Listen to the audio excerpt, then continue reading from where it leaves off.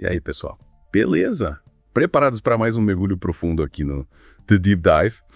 Hoje a gente vai desvendar as nomeações meio polêmicas do Donald Trump, né? E tentar entender o que elas podem significar para o Brasil.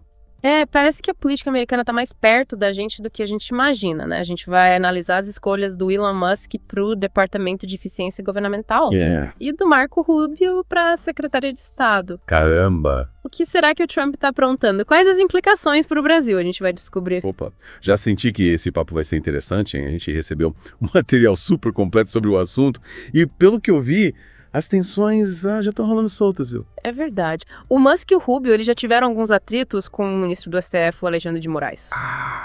Principalmente por causa de decisões morais que eles consideraram como ataques à liberdade de expressão no Brasil. Me lembro daquela... Quando o Moraes mandou suspender o X aqui no Brasil, o Musk ficou furioso, né?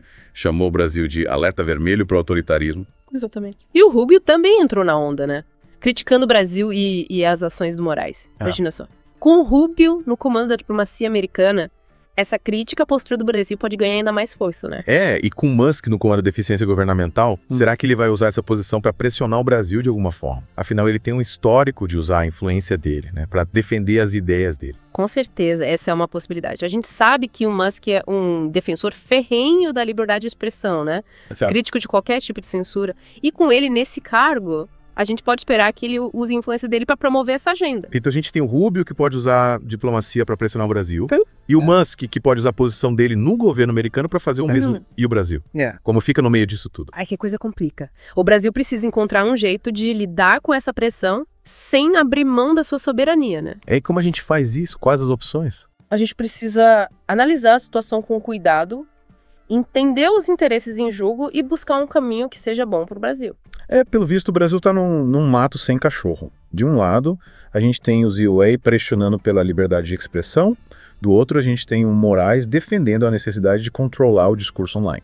Exatamente. E a gente precisa entender que essa disputa não se resume apenas a uma questão de liberdade de expressão, né? Tem muito mais coisa em jogo.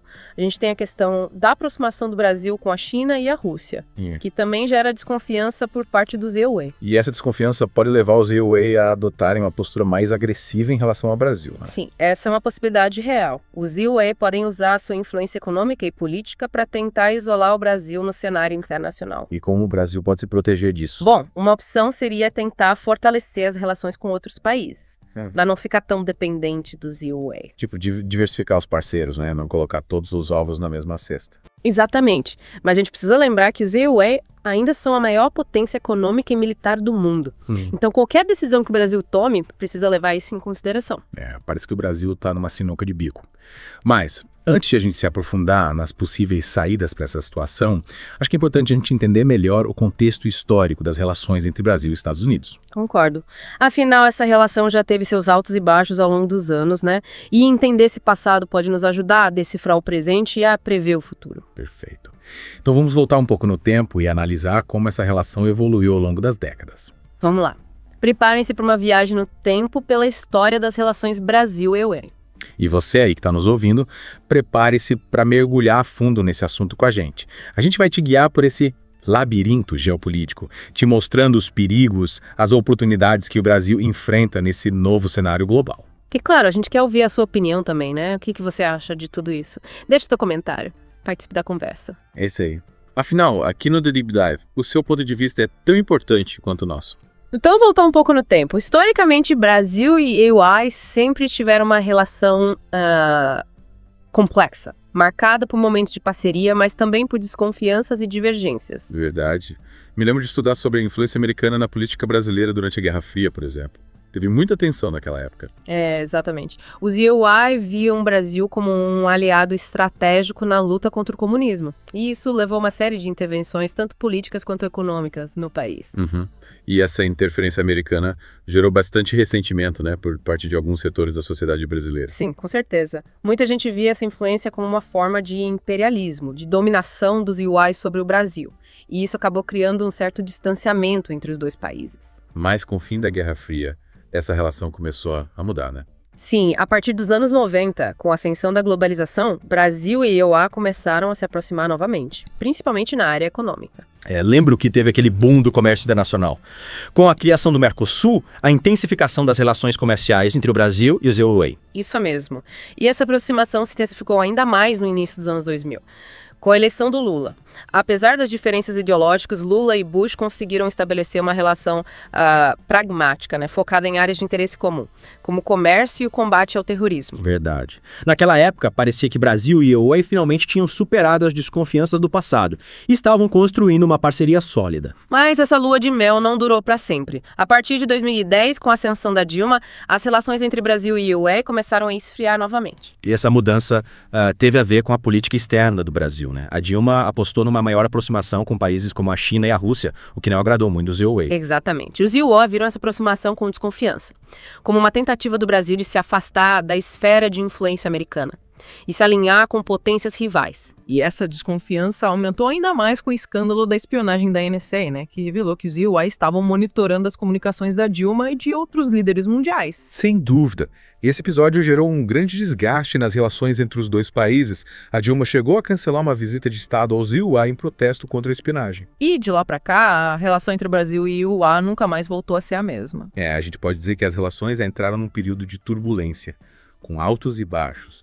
Momentos de aproximação e de distanciamento. A eleição do Bolsonaro em 2018 também não ajudou muito, né? Afinal, ele era um admirador declarado do Trump, o que gerou receios de que o Brasil se tornasse subserviente aos EUA. É verdade. A política externa do Bolsonaro era marcada por um alinhamento automático com os EUA, o que gerou críticas de que ele estava abrindo mão da soberania do Brasil. E agora, com a volta do Trump e essas nomeações polêmicas do Musk e do Rubio, a gente se vê diante de um novo capítulo nessa relação conturbada entre Brasil e EUA, né? E um capítulo que promete ser bastante desafiador para o Brasil. Afinal, com o Musk no comando da eficiência governamental e o Rubio na Secretaria de Estado, a gente pode esperar uma pressão ainda maior dos EUA, né? Para que o Brasil se alinhe aos seus interesses. E essa pressão pode se manifestar de diversas formas, né? Desde sanções econômicas até o isolamento diplomático. Exatamente. E o Brasil precisa estar preparado para lidar com essa nova realidade. Mas, antes da gente discutir as opções que o Brasil tem para enfrentar esse desafio, acho que é importante a gente analisar mais a fundo os perfis do Musk e do Rubio. Entender como eles podem influenciar a política externa americana em relação ao Brasil. Concordo. Vamos começar pelo Musk. O que a gente sabe sobre ele? Como ele pensa? Bom, pelo que a gente já viu, o Musk é um cara que não tem papas na língua. Ele fala o que pensa sem se preocupar muito com as consequências. E ele tem uma visão bem peculiar sobre a liberdade de expressão. É verdade. Para o Musk, a liberdade de expressão é um valor absoluto, que não pode ser limitado de forma alguma. E ele já demonstrou que está disposto a usar a influência dele para defender essa ideia, como a gente viu no caso da suspensão do EIS no Brasil. E com ele nos comandos da eficiência governamental, a gente pode esperar que ele tente usar o poder do governo americano para promover essa agenda globalmente. Com certeza. E isso pode gerar atritos com países que têm uma visão diferente sobre liberdade de expressão, como é o caso do Brasil. E o Rubio, como é que ele se encaixa nessa história? Não, o Rubio é um político experiente, com uma longa trajetória no Senado americano. E ele é conhecido por sua postura linha dura em relação à América Latina. Tipo, ele é daqueles que acham que os EUAs têm o direito de intervir nos assuntos internos dos países da região. Exatamente. O Rubio é um defensor da doutrina Monroe, que prega a hegemonia americana no continente americano. E ele já se manifestou diversas vezes contra governos de esquerda na América Latina, como o da Venezuela e o de Cuba. E ele também já criticou o Brasil, né? Principalmente depois da decisão do Moraes de suspender o IX. Sim, o Rubio foi um dos políticos americanos que mais se posicionaram contra a decisão do Moraes, acusando o Brasil de censura e autoritarismo. E com ele no comando da diplomacia americana, a gente pode esperar que essa crítica ao Brasil se intensifique ainda mais. Com certeza. E isso pode ter consequências sérias para as relações entre os dois países. Parece que a gente tem um longo caminho pela frente para entender as implicações dessas nomeações para o Brasil. Mas já deu para ter uma ideia do tamanho do desafio que a gente tem para frente. E o mais importante é que a gente continue acompanhando essa história de perto, analisando os fatos, os discursos, as ações, para tentar decifrar os rumos dessa nova era nas relações entre Brasil e EUA. E, claro, a gente conta com a sua participação nesse debate. O que você acha de tudo isso? Deixe seu comentário, compartilhe sua opinião com a gente. Afinal, aqui no The Deep Dive, a gente acredita que a sua voz é tão importante quanto a nossa. Acho que a gente precisa voltar a falar um pouco sobre a questão da liberdade de expressão, né? Que parece ser um ponto central nessa história toda. É verdade, né? Parece que essa questão está no centro do furacão. E é interessante como ela se conecta com a aproximação do Brasil com a China e a Rússia. Exatamente. Para os EUA, a liberdade de expressão é um valor fundamental, né? Um dos pilares da democracia deles. E eles veem com muita desconfiança a qualquer país que tente restringir esse direito. E o fato do Brasil ter se aproximado de países como a China e a Rússia, que são conhecidos por terem regimes mais autoritários, acaba alimentando essa desconfiança. Sem dúvida. Para os EUA, essa aproximação do Brasil com esses países é um sinal de que o Brasil está se afastando dos valores democráticos ocidentais. E a decisão do Moraes de suspender o ICE aqui no Brasil só serviu para reforçar essa percepção negativa, né? Com certeza. Afinal, o Musk é visto nos EUA como um símbolo da liberdade de expressão. E a suspensão do ICE aqui foi interpretada como um ataque direto a esse valor. E com o Musk agora no governo americano, a gente pode esperar que ele use essa influência para pressionar o Brasil a rever sua postura em relação à liberdade de expressão. Sim, essa é uma possibilidade real. E a gente precisa se preparar para lidar com essa pressão, que pode vir de diversas formas. Por exemplo? Bom, os EUA podem usar sua influência em organismos internacionais, como a ONU, para criticar o Brasil, né? E tentar isolar o Brasil diplomaticamente.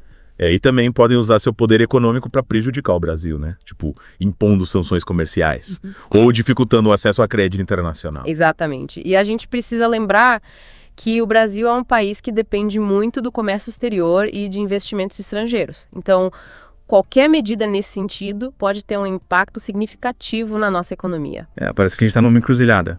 Se ceder à pressão dos EUA, a gente corre o risco de abrir mão da nossa soberania, né? E se tornar subserviente aos interesses deles. Mas se a gente resistir, a gente corre o risco de sofrer retaliações e acabar isolado no cenário internacional. Que situação complicada. É uma situação complexa, sem soluções fáceis.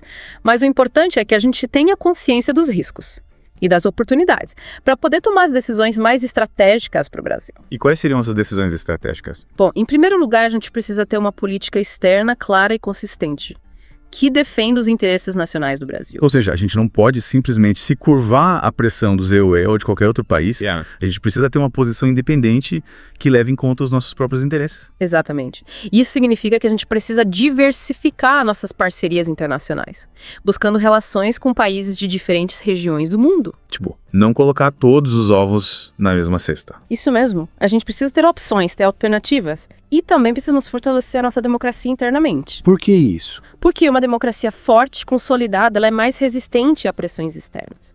E também porque uma democracia que respeita os direitos humanos, a liberdade de expressão, ela tem mais legitimidade para se defender de acusações de autoritarismo. Entendi. Então a gente precisa, ao mesmo tempo, defender os nossos interesses no cenário internacional e fortalecer nossa democracia aqui dentro. Exatamente. E isso não é uma tarefa fácil, mas é essencial para garantir a soberania do Brasil nesse novo cenário geopolítico. E acho que esse é o grande aprendizado que a gente tira desse mergulho profundo, né? A gente viu como as decisões tomadas lá nos EUA podem ter um impacto direto aqui no Brasil. E como a gente precisa estar atento a esses movimentos. Entender as nuances da política internacional para poder defender os interesses do Brasil da melhor forma possível. É isso aí. E a gente espera que esse episódio tenha ajudado você a entender melhor esse jogo, né? Complexo e desafiador que é o Política Global. E a gente te convida a continuar acompanhando o Deep Dive para mais análises e reflexões sobre os temas que impactam o Brasil e o mundo. Valeu pela companhia e até a próxima.